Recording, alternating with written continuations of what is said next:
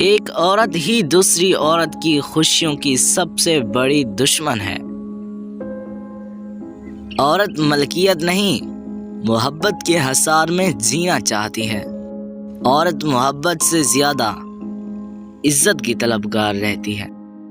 طلاق مرد دیتا ہے اور داغ عورت کے ماتھے پہ لگتا ہے، چاہے اس میں عورت کا قصور ہو یا نہ ہو۔ مرد سے کوئی نہیں پوچھتا کہ بیٹا تم نے اپنی بیوی کو کیوں طلاق دی، لیکن عورت کو قدم قدم پہ یہ احساس دلایا جاتا ہے تم ہی بیوی بننے کے قابل نہیں۔ عورت ایک ہی مرد سے بہت سی امیدیں رکھتی ہے اور مرد بہت سی عورتوں سے ایک ہی امید رکھتا ہے۔ جب ایک عورت یا لڑکی اپنی محبت پر صبر کر لیتی ہے تو مرد کا برا وقت شروع ہو جاتا ہے۔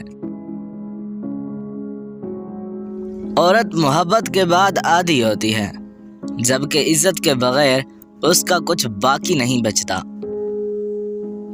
یہ عورت کا ہی حوصلہ ہے کہ وہ تیری وحشت کو بدن میں رکھ کر اسے انسان بناتی ہے۔